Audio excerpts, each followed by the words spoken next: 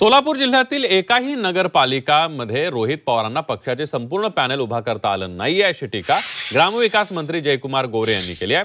रोहित पवारांचं पानिपत झालंय, निवडणुकीनंतर त्यांच्यावर तोंड लपवण्याची वेळ येणार असल्याचंही गोरे यांनी म्हटलंय।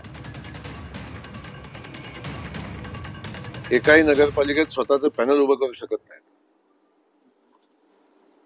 एकाही नगरपालिकेत मला सांगा, जे रोहित पवार बोलतायत, अख्ख्या सोलापूर जिल्ह्यामध्ये संपूर्ण पॅनल असणार एक नगरपालिका दाखवा।